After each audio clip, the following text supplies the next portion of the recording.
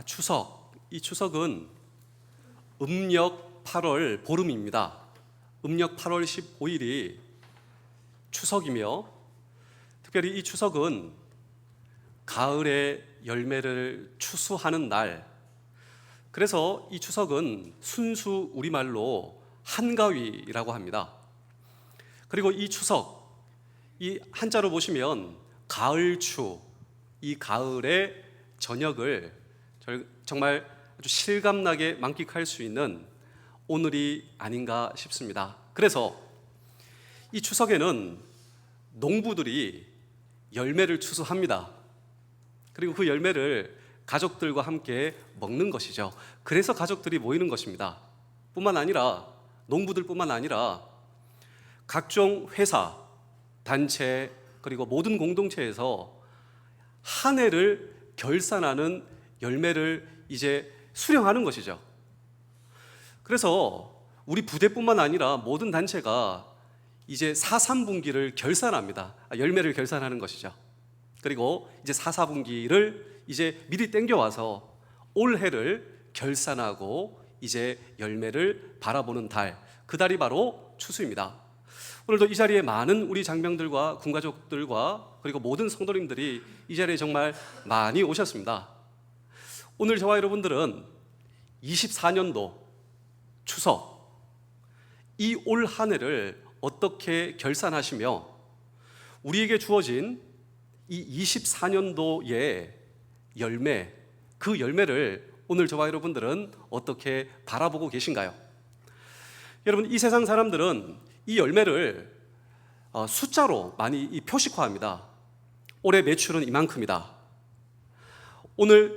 올해 열매는 사과 몇 박스이다 라고 이 세상 사람들은 그렇게 숫자로 결산합니다. 그런데 더 놀라운 사실은 무엇인지 아십니까?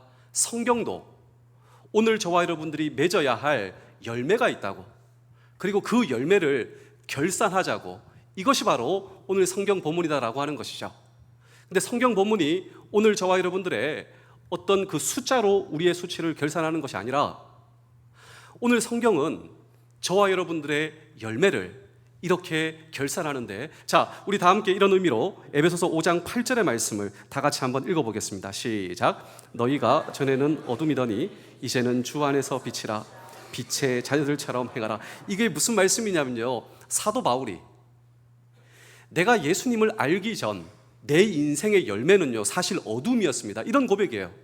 내가 주 안에 있기 전 실제로 내가 내 인생에 정말 열심히 열매를 맺으려고 노력을 했는데 그 열매를 보아하니 전부 다 어둠이었다, 슬픔이었다, 고통이었다, 이런 고백을 하고 있는 것이죠. 그러니 앞날이 잘 보이지 않는 겁니다.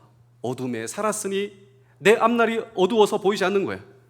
그런데 여기서 전환이 일어나고 역전이 일어나게 되는데 그 역전이 무엇이냐면요, 빛이신 예수 그리스도를 내 인생에 만나 나는 빛 가운데 살고 있는 빛의 자녀가 되었다. 그런데 여기서 끝나지 않습니다.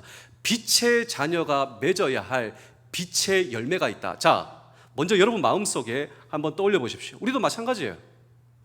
내가 주님과 전혀 상관없이 살다가 내 인생에 어느 날 찾아오신 빛으로 다가오신 예수님을 만나 우리가 빛의 자녀가 되었다면 빛의 자녀가 맺어야 할 빛의 열매가 3가지가 있다. 여러분 마음속에 한번 써보십시오. 이야, 그런가? 저기 농부들은 지금 사과를 추수하고 지금 포도를 추수하고 각 회사에서는 이제 결산을 하고 이러한 열매를 지금 이제 추수하고 결산하고 있는데, 내가 주님을 만나 빛의 주님을 만나 빛의 자녀가 되었는데 빛의 자녀가 맺어야 할 빛의 열매가 있다고. 이것이 무엇일까? 어떤 분들은 사랑, 어떤 분들은 소망, 어떤 분들은 믿음이라고 쓰신 분들도 계시지 않겠습니까? 자, 함께 한번 보실까요? 우리가 빛의 자녀라면 빛의 자녀가 맺어야 할 빛의 열매에 대해서 오늘 성경 본문은 너무나 자세하게 저와 여러분들에게 말씀하고 여러분 결산하라고 하는 것이죠. 자, 이런 의미로 우리 에베소서 5장 9절 빛의 열매를 한번 읽어보겠습니다. 시작. 빛의 열매는 모든 착함과 의로움과 진실함의 인연이라. 이 3가지가 있죠.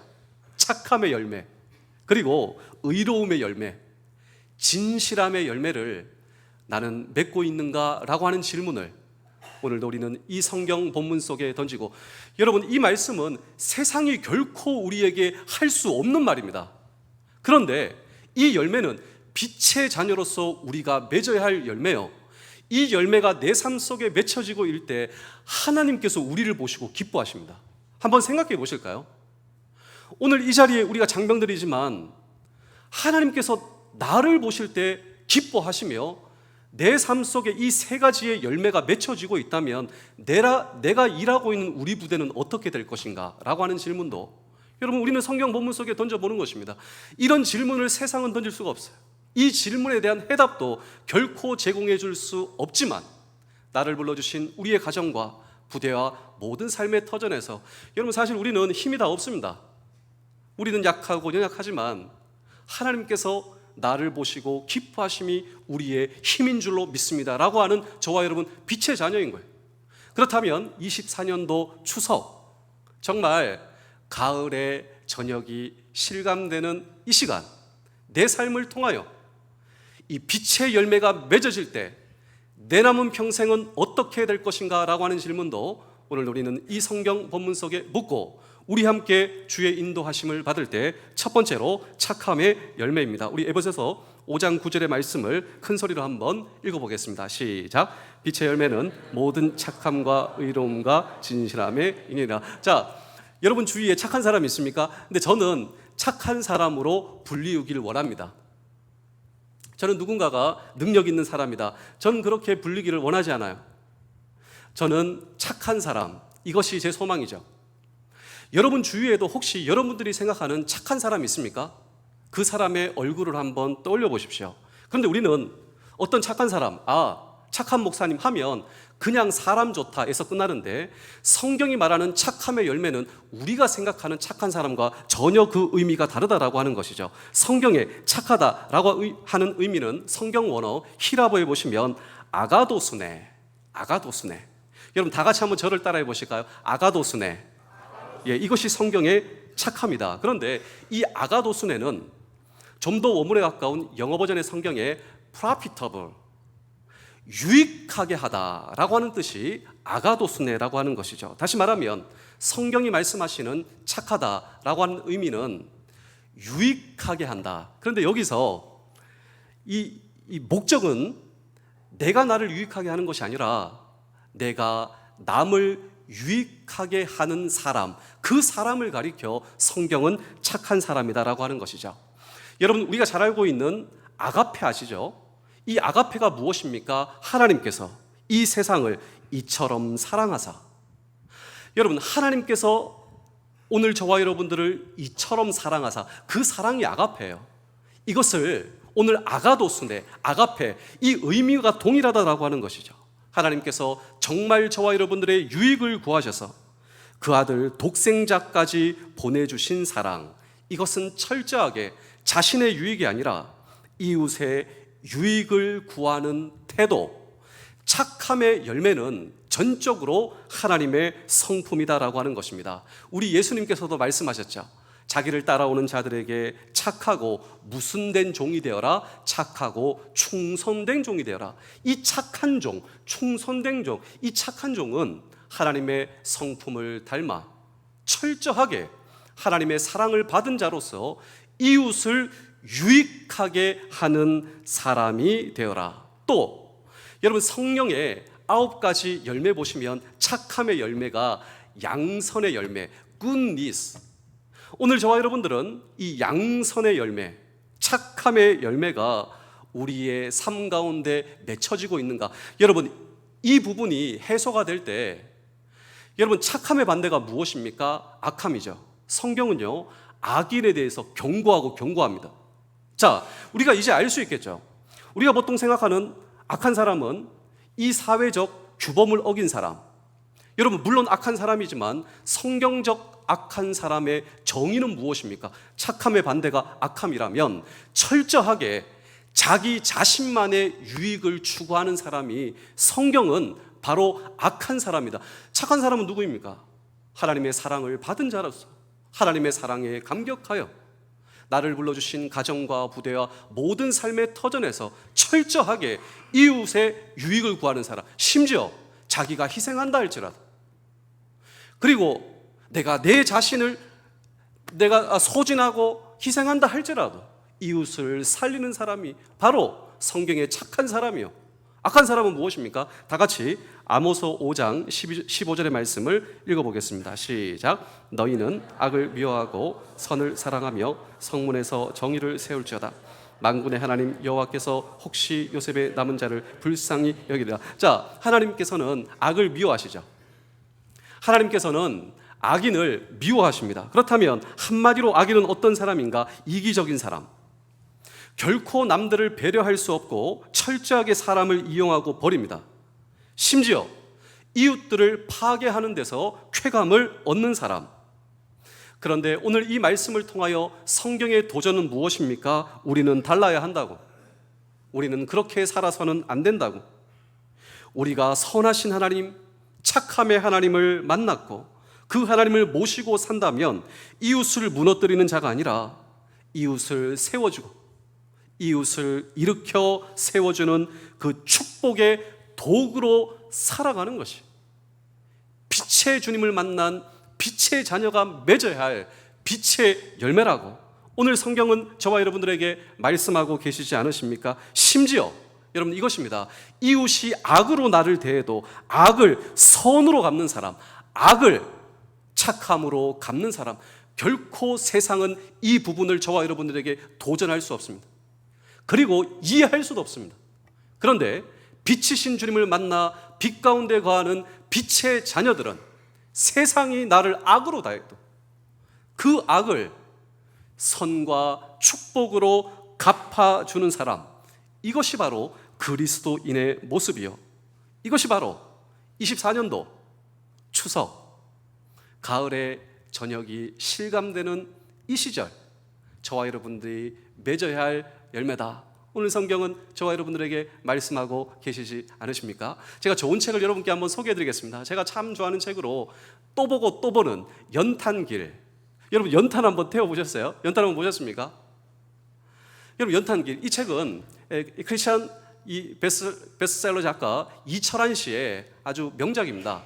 이 책은 소설이 아니라 우리 삶의 주변에서 일어나고 있는 실제적, 감동적이고 따뜻한 이야기. 그러니까 이 책을 보면 그냥 눈물이 나요.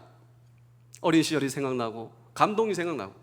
여러분 이 책의 한 편을 여러분께 한번 제가 여러분께 한번 말씀을 드릴 텐데요. 회사에서 점심시간이었습니다. 근데 이 회사는 그냥 도시락을 싸와요. 점심 되면 뭐 김대리, 박대리 다 모여가지고 자기 도시락을 이제 열어놓고 서로 반찬도 먹고 가면서 그렇게 점심 식사 한단 말이죠. 그런데 이 회사, 이 사무실에 김대리가 있었어요. 김대리. 그 김대리는 교회를 다닌다고 소문이 났어요. 근데 그 김대리가 청소하는 아주머니를 데리고 오는 거예요. 근데 그 청소하는 아주머니는 그 회사가 높거든요. 빌딩이 높으니 그 계단에서 혼자 도시락을 이렇게 먹는 겁니다. 사람들 다 알고 있어요. 계단에서 이 아주머니가 자기 도시락을 혼자 먹는데 이 김대리, 교회 다니는 김대리가 그 아주머니를 데리고 온 거예요.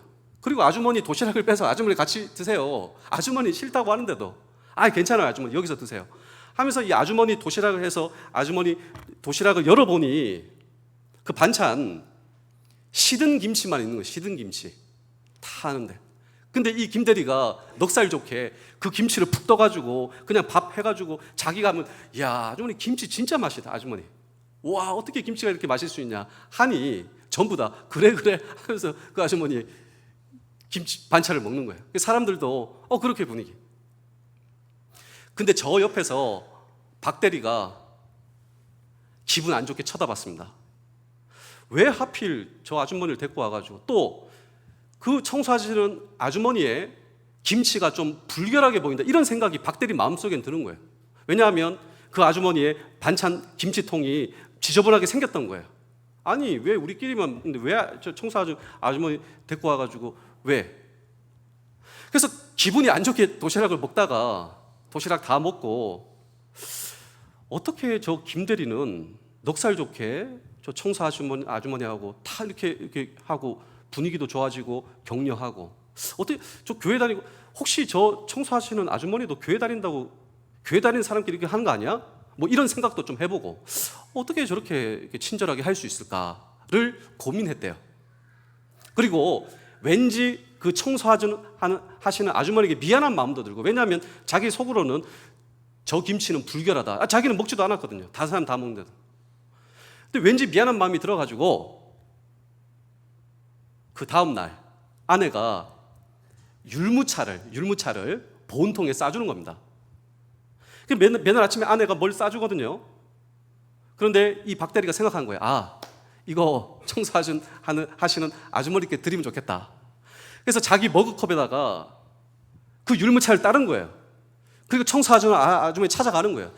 계단에 잠깐 쉬고 계신 거예요. 이 계단에 쉬고 계시는 청소 아주머니한테 어제 일도 있고 좀 미안하고 해가지고, 아주머니 수고 많으시죠? 얼마나 고생 많으십니까? 아주머니 이거 드세요. 됐다고. 이거 드시라고. 이거 드시고 힘내시라고. 이거 우리 아내가 직접 해준 거라고. 근데 그 아주머니가 드시는 거예요. 다 드시는 거예요. 그리고 하시는 말이 뭐냐면, 제가 이거 씻어다 드릴게요. 화장실에 가서 깨끗하게 씻어서 이 박대리한테 주는 거예요. 왠지 기분이 좋았습니다. 그날 일도 잘 되는 거예요. 야, 이렇게 하는 거구나. 퇴근하고 그날 저녁 집에 들어갔어요. 근데 아내가 그 박대리에게 보자마자 하는 말이, 여보, 그 율무차 다 먹었어? 다 먹었지. 너무 맛있더라고. 여보 고마워. 근데 아내가 사색이 돼서, 여보, 내가 설탕통을 내가 잘못 깜빡해가지고 맛소금을 거기 넣었는데 당신 괜찮았다고. 그 말 듣고 이 박대리가 머리가 그냥 망치로 내릴 듯한 이 충격을 받은 거예요. 여러분, 그 율무차는 설탕이 들어간 율무차가 아니라 소금이 들어간 짠 율무차를 내가 그 아주머니에게 대접을 한 거예요.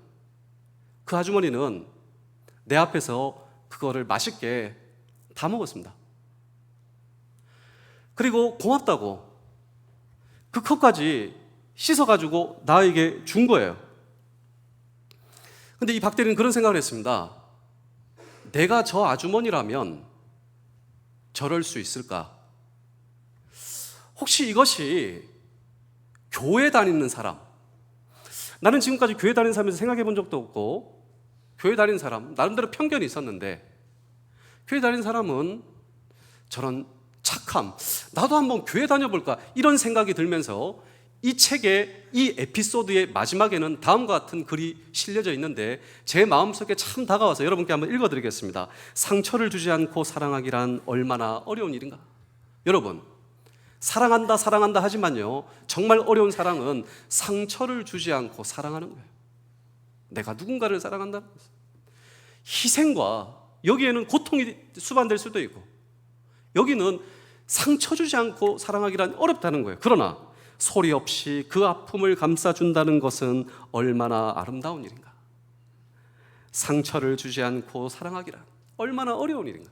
하지만 소리 없이 그 아픔을 감싸준다는 것은 얼마나 아름다운 일인가. 그런데 여러분, 이 사랑을 우리가 빛으로 다가오신 주님께 이 사랑을 받았다라고 하는 사실을 저와 여러분 알고 계십니까? 우리는 보통 누군가를 사랑한다고 하면 여러분, 그게 상처로 다가갈 수 있어요. 내가 그 사람의 형편을 자세히 모르기 때문에. 내가 베풀어주는 호의도, 내가 베풀어주는 관심도 여러분, 그게 상처가 될 수 있지만, 예수 그리스도의 사랑에 상처받았다라고 하는 사람이 있으면 아무도 없어요. 우리는 다 다르고, 이게 놀라운 예수 그리스도의 사랑, 그리고 내 아픔을 끌어안고, 그것이 바로 하나님의 방법이자 빛으로 다가오신 그 빛 가운데 거하신 그 사랑으로 하여금 저와 여러분들이 빛의 자녀가 되었다면, 저와 여러분들은 그 사랑을 붙들고 빛의 열매를 맺어야 한다고. 그리고 내가 빛의 열매의 존재조차 몰랐다면, 세상은 이런 열매를 맺는다고 서로 열심히 하고 있지만, 내가 하나님의 사랑을 받은 사람으로서 내 삶의 현장에서 내가 이 빛의 열매를 맺어야 하는구나. 그렇습니다. 이웃이 악으로 나에게 그 악을 선으로 갚을 수 있는 사람이 될 수 있다면, 하나님께서 저와 여러분들을 보실 때 빛의 열매를 맺고 있고, 여러분, 저와 여러분들의 삶을 하나님께서 책임져 주시고 축복해 주시고 막아주시고 이끌어 주시고 인도하여 주시는 저와 여러분들의 남은 평생이 될 수 있다면 얼마나 좋겠습니까? 여러분, 세상은 결코 우리에게 이런 도전을 줄 수 없지만 빛의 자녀에게 다가오는 이 빛의 도전 앞에 오늘 저와 여러분들의 믿음의 결단은 어떠한 결단이 될 수가 있겠습니까? 두 번째로, 여러분, 믿음의 자녀, 이 빛의 자녀들은 우리가 맺어야 할 착함의 열매뿐만 아니라 한 걸음 더 나아가 의로움의 열매를 맺을 수 있어야 한다라고 하는 것입니다. 우리 다 함께 에베소서 5장 9절의 말씀을 함께 읽겠습니다. 시작. 빛의 열매는 의로움과 진실함이니라. 자, 이 착함이 이웃들과의 관계 속에서 맺어야 할 열매, 그게 착함의 열매라면 의로움의 열매는 나라고 하는 존재가 하나님과의 관계에서 맺혀야 할 그 열매다라고 하는 것입니다. 우리가 어느 날 예수님을 만났습니다. 그리고 그 예수님을 믿었습니다. 여러분, 그 순간 무엇이 일어나는 줄 아십니까? 목사님, 제가 교회도 오고 제가 예수님을 믿었지만 제 삶 속에 일어난 특별한 거 없었는데요. 예, 그렇게 말씀하실 수 있지만요, 그 사이에 뭐가 일어나냐면 하나님께서 저와 여러분들을 의롭다 해주셨다. 이 사건이 일어났어요. 우리는 결코 의롭지 않습니다. 얼마나 부패하고, 저도 마찬가지예요. 얼마나 제가 나쁜 사람인지 몰라요. 그런데 제가 예수 그리스도를 믿는 순간 하나님께서 저를 의롭다, 한 번도 죄 짓지 않는 사람처럼, 이 말이 무슨 말이냐면요, 예수 그리스도를 믿는 순간 예수 그리스도의 보혈의 피가 하나님께서부터 예수 그리스도의 피가 내 죄가 모든 것을 덮었다. 내가 하나님 앞에 예수 그리스도의 보혈의 피와 예수 그리스도의 부활을 믿는 순간 예수 그리스도께서 나를 용서해 주시는 그 용서의 은혜가 내 삶 속에 경험되었다 뿐만 아니라 저와 여러분도 마찬가지예요. 우리는 결코 의롭지 않지만 예수 그리스도를 통하여 그분의 용서로 인해 하나님께서 저와 여러분들을 한 번도 죄 짓지 않는 사람처럼 봐주신다는 거예요. 그런데 의로움의 열매는 무엇이냐면 이제부터 우리는 하나님의 의로움을 위해서 살아야 한다라고 하는 것입니다. 여러분, 이 의로움이라고 하는 단어는 법률 용어예요. 하나님의 법을 지킨다. 다시 말하면 하나님께서 의롭다 봐주시는 저와 여러분들은 남은 평생 하나님의 법을 지키며 살아야 한다. 이것이 바로 의로움의 열매다라고 하는 것입니다. 저와 여러분들은 물론 하나님의 율법을 깨트린 사람이죠. 그런데 그 율법에 의해 정죄된 사람이에요. 목사님, 저는 그렇게 죄를 지은 적이 있는데요. 자, 우리가 도둑질 안 했지만, 가늠죄 안 지었지만, 그런데 우리가 이웃을 사랑하지 못하고, 사실 우리가 율법을 지킨다고 하지만 100가지의 율법 가운데 99개를 지키고 한 가지를 어겼어도 그 어긴 율법 때문에 우리는 정죄받고 우리는 그 정죄 가운데 헤어날 수가 없지만 예수 그리스도를 믿었더니 하나님의 용서가 내 삶 속에 완벽하게 구현이 되었어요. 그리고 그 하나님은 우리를 의롭다. 너는 한 번도 죄짓지 않았어. 네가 어떻게 생각하든지 간에 너는 한 번도 죄짓지 않는 나의 사랑받는 자녀야. 그래서 이런 사람들은 앞으로 내 남은 삶, 그 성령의 도우심을 위해 다시 하나님의 율법을 지키는 사람으로 살아야 한다. 그래서 무엇을 하든지 무엇을 생각하든지 이것은 하나님의 법에 합당한 것인가? 예수님 생각하실 때 이것은 정말 예수님의 기뻐하신 일인가? 제 사진을 여러분께 한번 보여드리겠습니다. 여러분, 이분은 1차 세계대전 미국의 국방장관 뉴턴 베이커라고 하는 분입니다. 이분이 야전 병원에 이제 1차 대전 벌어지고 있는 그 야전 병원에 가봤어요. 여러분, 야전 병원에는 어떤 사람이 있습니까? 두 다리가 떨어졌어요. 한 팔이 끊어진 사람이 있죠. 한 눈이 실명된 사람이 있어요. 그런데 이 세 가지를 다 가지고 있는 병사 한 명이 있었단 말이죠. 두 다리가 끊어지고 한 팔이 잘려나가고 한 눈이 실명된 전쟁 가운데 그런 병사가 있었단 말입니다. 근데 이 미국의 국방장관이 얼마나 안타깝습니까? 나라를 위해서 희생한 임무 수행을 하기 위해서 자기의 두 다리와 한 팔과 한 눈을, 그래서 한참 이 병사 곁에 머물러 그를 지켜줬습니다. 그리고 다음 다시 그 병원을 방문했는데 제일 먼저 누구를 찾았냐면요, 그 병사를 찾았어요. 그래서 이 병원 관계자들에게 내가 그때 와서 내가 그 병사를 봤다, 내가 다시 그 병사를 보고 싶다고 했더니 그 병원 관계자가 빙그레 웃는 겁니다. 그러면서 보고를 하는 거예요. 장관님, 그 병사가 퇴원했습니다. 뭐? 벌써 퇴원했다고? 뭐 어떻게 되었는데? 근데 자기를 간호해주던 간호사와 사랑에 빠져서 그 간호사와 결혼도 하고 이제 퇴원을 하고, 그리고 원래 그 병사는 의대를 진학할 사람이었다고. 그래서 의사 이제 공부도 하고 그렇게 됐습니다 했더니 이 국방장관이 깜짝 놀란 거예요. 깜짝 놀랐어요. 그러다가 전쟁도 끝났습니다.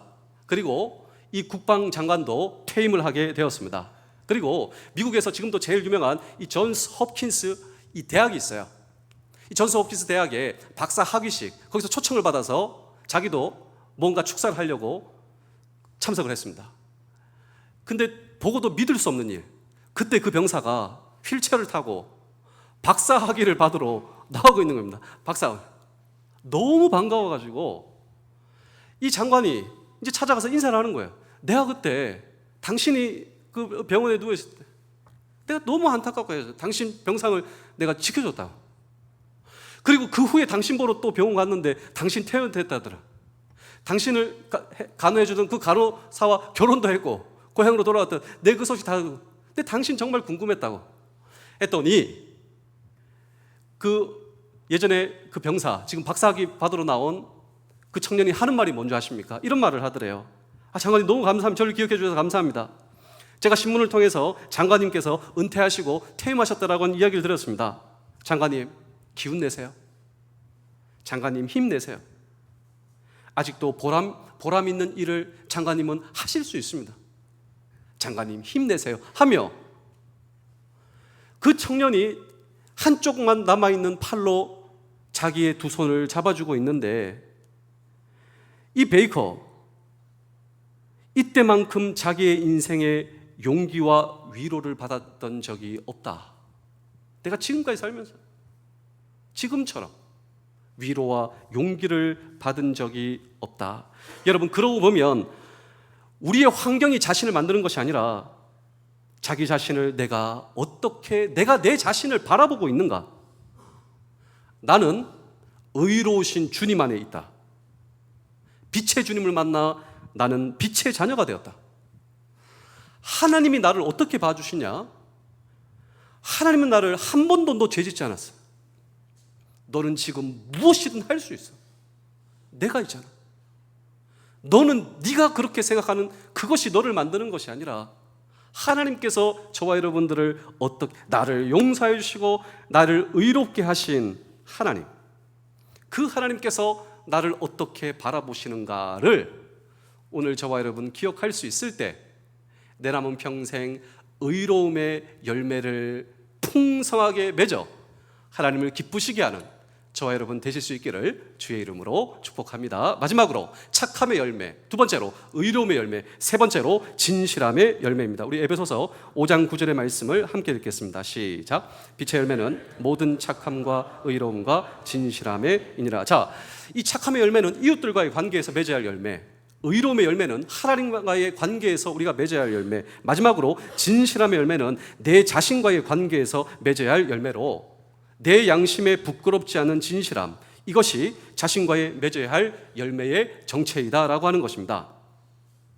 이 세 가지는 다 하나님의 속성이에요. 우리 하나님은 어떠신 하나님입니까? 우리 하나님은 착함의 하나님, 우리 하나님은 의로움의 하나님, 우리 하나님은 진실함의 하나님. 그 하나님을 모시고 그 하나님을 바라보고 산다면 우리도 진실해야 마땅하지 않겠는가라고 하는 것입니다.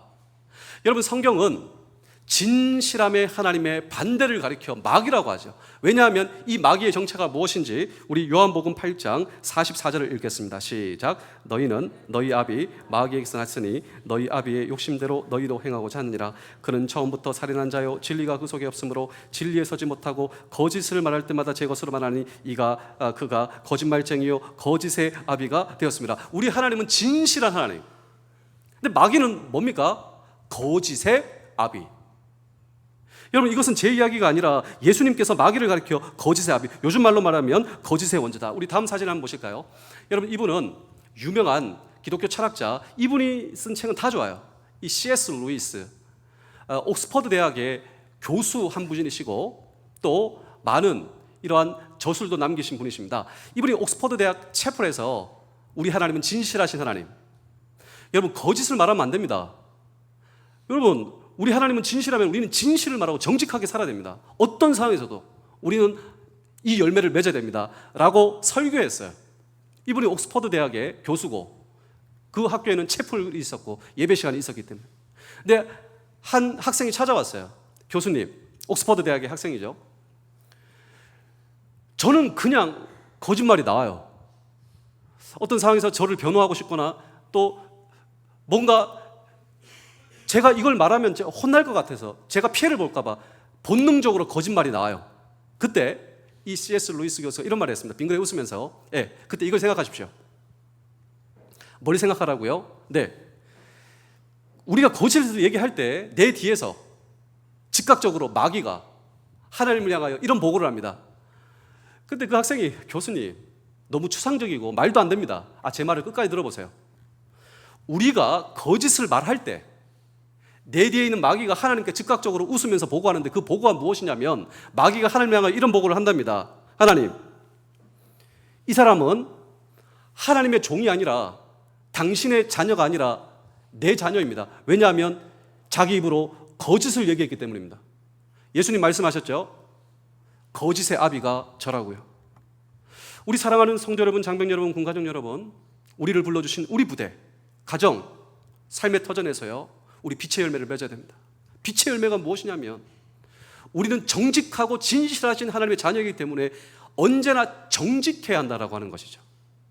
그래서 내가 내 삶의 터전에서 어떠한 고민 없이 그리고 어떠한 이런 부분 없이 내 입으로 거짓을 말한다면 내 신앙 고백과 상관없이 내 스스로 내 언어로 내가 하나님의 자녀가 아니라 나는 마귀의 자녀입니다. 내 스스로 그런 고백을 한다라고 하는 사실, 이것이 바로 오늘 성경 본문이지 않겠습니까? 그렇습니다. 우리는 하나님을 믿는 순간 더 이상 마귀의 자녀가 아니라 하나님의 자녀가 되는 거예요. 그래서 거짓의 옷을 벗어버리며 진실하고 정직하신 하나님을 닮아야 한다. 우리 에베소서 5장 11절 13절을 연속해서 읽겠습니다. 시작. 너희는 열매 없는 어둠의 일에 참여하지 말고 도리어 책망하라. 그러나 책망을 받는 모든 것은 빛으로 말미암아 드러나니 드러나는 것마다 빛이니라. 자, 이제 변해야 한다라고 하는 것이죠. 그런데 우리가 이렇게 살아가야 할 이유는 무엇인가? 단순히 모범적, 양심적, 도덕적 삶을 살아가기 위해서 아닙니다. 빛의 자녀들은 이런 인생을 살 수 있는 더 높은 모티브와 동기가 있어야 되는데 그것이 무엇이냐면 내가 이렇게 살아야 하는 이유, 착함의 열매, 의로움의 열매, 진실함의 열매를 맺으며 살아가야 하는 이유가 무엇인가? 이것은 세상 사람들이 생각할 수 없는 더 높은 모티브와 동기를 붙들 수 있어야 한다는데 그것이 무엇이냐면 나를 구원하신 주님을 기쁘시게 하고자 하기 위해 이것이 바로 더 높은 동기인 것입니다. 우리 에베소서 5장 10절 읽겠습니다. 시작. 그것이 무엇인가 시험하여 보라. 여기서 시험은 성경 원어에 보시면 도키모스, 이 도키모스는 증명하다라고 하는 뜻입니다. 오늘 저와 여러분들의 나를 부르신 삶의 현장에서 하나님을 기쁘시게 하고 그리고 하나님을 기쁘시게 하는 것을 증명하는 삶을 살아 빛의 열매를 맺을 때 하나님께서 내 삶을 책임져 주시는 그런 인생을 증명하며 살아보아라라고 하는 것입니다. 우리 사랑하는 성도 여러분, 장로님 여러분, 공가족 여러분, 우리의 군생활이 앞날이 보이지가 않아요. 여러분 사실 마찬가지입니다. 다 마찬가지입니다. 그런데 우리의 삶 속에 주님께서 명령하신 우리의 가정도 우리의 삶의 탓에 다 마찬가지입니다. 우리의 건강을 바라볼 때 여러분 희망이 있습니까? 없죠. 우리는 점점 쇠약해져 갈 것이기 때문입니다. 우리의 앞날도 마찬가지예요. 다 마찬가지지 않겠습니까? 그러나 우리가 빛의 열매를 부여잡는 빛의 자녀로서 하나님이 나를 내 삶을 보고 기뻐하시는가, 이런 증명된 삶을 살 때 하나님께서 저와 여러분들을 책임져 주신다라고 하는, 내가 주님을 기쁘시게 하는 삶을 증명해낼 수가 있는 이것이 바로 빛의 열매, 우리의 삶 속에서 착함의 열매, 의로움의, 진실함의 열매를 맺고 이것을 통하여 하나님을 기쁘게 하는 삶, 그 삶이 우리의 삶이 되실 수가 있을까요? 제가 마지막으로 한 편의 이야기를 들려드리고 오늘 설교를 마치겠습니다. 여러분 사진을 보시면, 여러분 이 사진은 이 네덜란드의 용서의 어머니라고 이 별명이 붙여진 코리 텐 붐 여사의 가정입니다. 그런데 원래 이분들은 유태인이 아니죠. 그런데 이 세계 2차 대전 이 나치의 게슈타프, 그냥 유태인들을 구해 주려다가 이 온 가족이 유태인 수용소에 같이 갇혔어요. 그리고 아버지도 돌아가시고 누이도 다 죽고 이 코리 텐 붐 여사만 생존하게 되었습니다. 그래서 이 교회 집회에서 이제 간증하는 것이죠. 제가 지지난주에도 이분의 말씀을 드렸는데 자기 집회에 누가 왔냐면 그때 우리 아버지, 우리 언니를 죽인 그 지독한 간수가 저기 앉아 있는 거예요. 아마 저 사람은 내가 모른다 생각하지만 난 저 사람을 잊은 적이 없어요. 이 고린토에 본 여사가 설교하고 이제 마지막 저도 여러분 제일리에 가서 여러분 악수하고 하지 않습니까? 근데 마음속으로 하나님 저 사람 용서할 수 없어요. 근데 사실 그것도 기도였다라고 하는 것이죠. 기도를 통하여 하나님께서 어떤 마음을 부어주시냐면 내가 너한테 용서하라고 말한 적 있냐? 순종하라고 하는 것이지. 용서는 네가 할 수 없어. 기도할 때 하나님께서 은혜를 부어주시는 것이지. 그리고 다가온 그에게 손을 내미는 순간 하나님께서 나에게 그를 용서할 수 있는 은혜를 부어주셨다라고 해서 코리텐봄 여사 용서의 어머니가 된 것입니다. 근데 원래 이 아버지는 어떠한 일을 하고 있었냐면 시계방을 운영하고 있었죠. 어느 날 한 부자가 와서 이 집에서 제일 비싼 시계를 가져오라고 가져왔습니다. 이 시계만 있으면 그냥 뭐 1년, 2년 걱정 없이 살 수 있는 비싼 시계. 그래서 현찰로 그냥 한 번에 딱 계산하는 거예요. 그것을 코리텐붐, 이 막내 딸이 다 보고 있었습니다. 기분도 좋겠죠. 왜냐하면 우리 집에서 제일 비싼 시계, 이 시계를 팔면 이제 1, 2년 걱정 없습니다. 딸이 보고 있는 거예요. 현찰로 지급하고 가기 전 이 부자가 다시 묻는 것입니다. 근데 혹시 이 시계가 고장났는데 이거 제일 비싼 거 사려고 하는데 이거 좀 한번 봐주실 수 있겠습니까? 했더니 이 아버지가 받자마자 열어서 하고 고쳐서 한 10분만 고쳐서 다 고쳤습니다. 이제 그 시계 필요 없으시죠? 주십시오 하고 그 비싼 시계 받고 다시 받은 그 돈을 돌려줬대요. 근데 그 부자가 이분을 보면서 야, 이렇게 뭐 정직한 사람도 있나? 야, 그냥 못 고친다 하고 그냥 내가 가면 될 텐데 이게 감탄을 하는 거예요. 수고비라도 주려니까 아닙니다. 별거 아닙니다. 다음에 오십시오. 다음에 그 시간 되면 또 고쳐드릴 테니 안 고쳐지면 그때 사십시오 하면서 이 부자를 돌려보내는 모습도 이 막내딸 코리텐봄이 다 보고 있었는데요. 그때 기분이 어땠냐면 화가 났대요. 아버지한테. 우리 아빠 왜 저럴까? 어차피 돈은 받았는데 또 우리 가족이 1년, 2년 잘 살 수 있는데 어째서 끝난 거래를 다시 무위로 돌리는가? 그리고 아버지한테 막 화를 낸 거예요. 아빠, 우리 가족 이렇게. 근데 아빠가 빙그레 웃으면서 이런 얘기를 했답니다. 코리아, 우리가 최선을 다해서 정직하게 손님을 섬긴다면 하나님께서 얼마나 기뻐하실까? 돈은 필요하면 하나님께서 주실 수 있단다. 그런데 코리아, 우리 그리스도인들은 돈을 벌기 위해서 사는 사람이 아니지. 우리는 하나님을 기쁘시게 하기 위해서 사는 사람들이야 라고 하는 아버지의 교훈을 이 코리텐붐 여사는 평생 잊어버리지 않았다고 합니다. 돈이 필요하면 하나님께서는 언제든지 주실 수가 있어. 그런데 코리아, 우리 그리스도인들은 돈을 벌기 위해 사는 사람이 아니라 우리는 하나님을 기쁘시게 하기 위해서 사는 사람들이지. 이 아버지의 교훈을 딸이 평생 잊어버리지 않았다고 해요. 우리 마지막으로 에베소서 5장 1절의 말씀을 함께 읽겠습니다. 시작. 그러므로 사랑을 받는 자녀같이 너희는 하나님을 본받는 자가 되고. 그렇습니다.